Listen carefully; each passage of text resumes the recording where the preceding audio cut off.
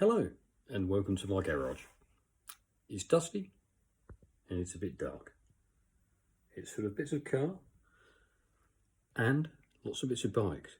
And my mission, should I choose to accept it, and I think I'm going to have to try, is I want to build a new mountain bike. I want some modern 27.5 wheeled Enduro goodness. But I don't want to spend a lot of money. I haven't got a lot of money. Can it be done? I've had an eBay fire sale. I've sold 3 bikes. I sold my beloved Lapierre that I've had for years. I sold my lovely Steel Sanderson hardtail that I've had for ages. I sold my Brompton that I never use.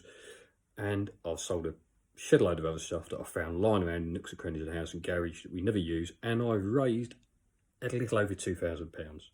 Now that is not enough for a modern Enduro bike. You want a new Kotick rocket?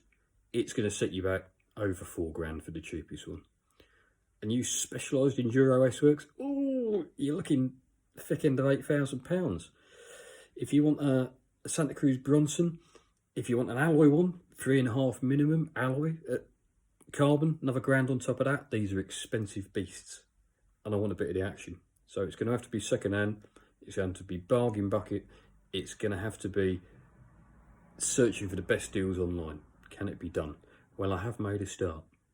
Thanks to a late night Facebook marketplace binge, I have acquired this little beauty. She's a Kotick rocket frame. Handmade in the UK. Steel, because steel is real. 2019 model. Sold to me by a chap who realised he'd bought the wrong size. This is a small, I'm a midget, so it's going to fit me perfectly, hopefully. Just a frame. The headset's included. The seat base is off an old bike of mine. No shocks, nothing. 750 of your UK pounds this has cost me, and this is the start. Now, as I've just said, no suspension on this bad boy, nothing at all, and the first gaping chasm is there. No rear shock. Now, rear shocks are horribly expensive, but luckily for me, I have a very good friend who's got a large stash of mountain bike bits that he never uses, or he's bought for other projects, or he's upgraded. And he has let me have free, which is very nice of him, this. Now, this is an X-Fusion. Let me turn the camera around because this is rubbish. Back with me. This is an X-Fusion Glide. It's not an expensive shock. I'm not quite sure how much Ian paid for it. He didn't actually buy it for a bike, but that's another story. When you look online on the internet, there's various reviews and stories, and it's either going to blow up spectacularly and try and pitch me straight over the handlebars the first time I leave the ground, or it's going to be fine for about a year before it splurges its oil out, or it's the bargain of the century and it's going to be great. I'm not sure, but it's free, so it's going on the frame. Now, the first problem is it doesn't fit. It's the right length and it's the right stroke for the frame, but the eyelets and the shock mountings are much too big. Luckily, I have a solution because, as you can see, I tend to take cars apart and not put them back together again. I have, in the corner of my garage, a lathe.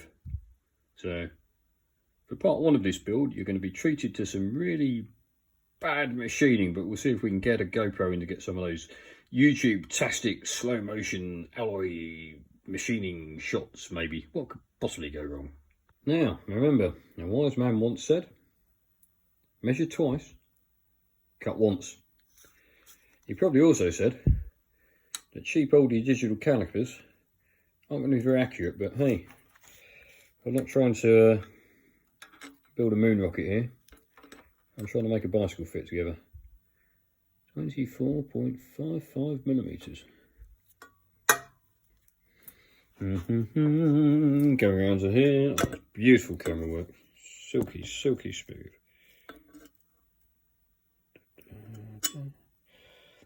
15.8.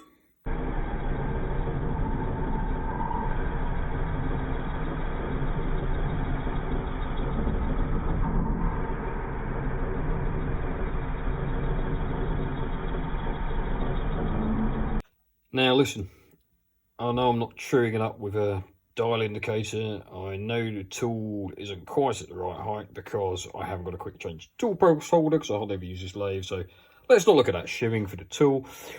But it's a simple alloy bush. It's going in a fairly flexible bracket on a mounting bracket frame. I'm not machining parts for a nuclear reactor. Plus, I haven't really used the lathe for about 30 years. So just be gentle with me, okay? Before.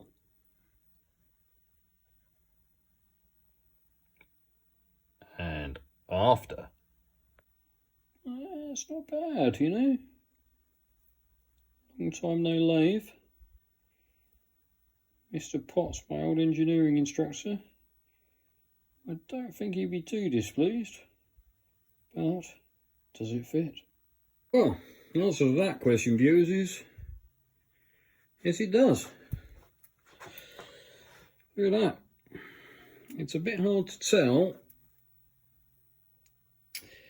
how the bushings are going to react when the bike's assembled because this shock's so stiff I can't get much movement. It does move.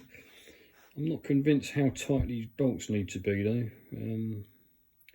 I have to revisit that when the bike's back together, but it's holding the swing arm in, it's holding it off the frame. So for now, I'm calling that a win. Stay tuned for more updates as they come in, as bits come in from the internet. As I spend more money on a credit card, can I build this bike for less than a small car? Who knows?